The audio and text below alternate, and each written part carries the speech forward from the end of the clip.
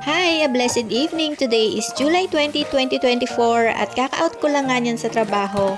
As usual, marami na naman akong bitbit pa uwi dahil ka-ship ko si Lolo at marami na naman siyang ibinigay na foods. Kaagad ko nga chinek ang plastic kung anong mga laman nito at ako curious ako kung anong binigay ni Lolo. Meron siyang ibinigay na mild milk coffee at meron din itong sweets in a cup. Nako, medyo matatamis ang mga pinagbibigay ni Lolo ngayon At wow, meron din itong mga prutas. Ang sweet naman ni Lolo. Aba, at meron pa palang isa itong inihaw na kamote na usually nakikita ko sa mga supermarket dito. Hindi ko alam kung may inilalagay sila dito sa kamote bago nila ihawin. Pero sobrang tamis ng inihaw na kamote dito.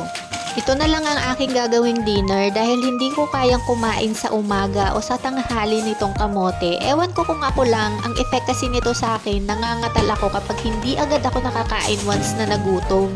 At napansin ko nga, meron pa pala akong natirang peach na prutas dito o yung momo na tinatawag dito na binigay din ni Lolo. Hindi ko na napapansin yung ibang pagkain dahil sa dami pa naman ang binibigay ni Lolo, hindi ko naman basta-basta makakain lahat. Hindi ako familiar sa prutas na ito at minsan ko itong nakita sa supermarket ay sobrang mahal kaya hindi ko naman gugustuhin kumain ng ganong prutas na sobrang out of budget ko. Nung unang beses kong nakatikim nito ay galing din lamang sa kanya at hindi ko masyadong bet yung lasa. Ayun pala, may proseso sa pagkain nito. Tinuruan nga niya ako, ang sabi niya, after 3 days, mahihinog na ito. And then pagkatapos kong balatan, ilagay ko ng 1 oras sa rep at dun magiging mas masarap siya. Kaya naman susundin ko ang instruction ni Lolo ngayon. Pagkatapos kong balatan, ilalagay ko muna siya ng 1 oras sa rep bago kainin.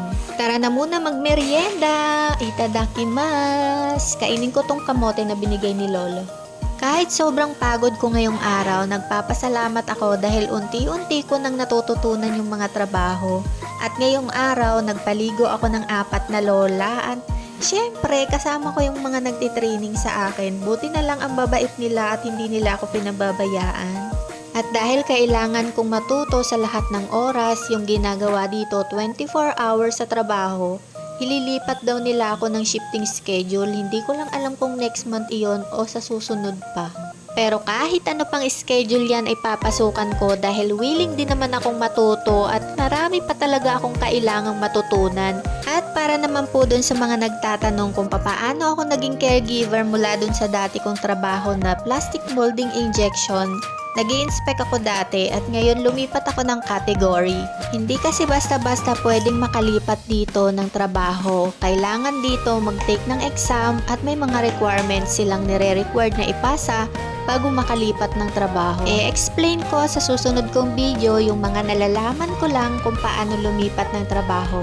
Hindi rin naman kasi ako expert kung paano sa mga pagpaprocess ng mga ganyan. Sinunod ko lang yung mga sinabi sa akin nung nag-instruct sa akin na nagturo kung paano lumipat. At yun, successfully nakalipat ako dito. Or i-message nyo na lang po ako dito sa Facebook page upang ma-send ko na lang sa inyo yung kasagutan sa inyong mga katanungan. At yun lang for today's video. Salamat sa pakikinig at sa panonood. God bless everyone!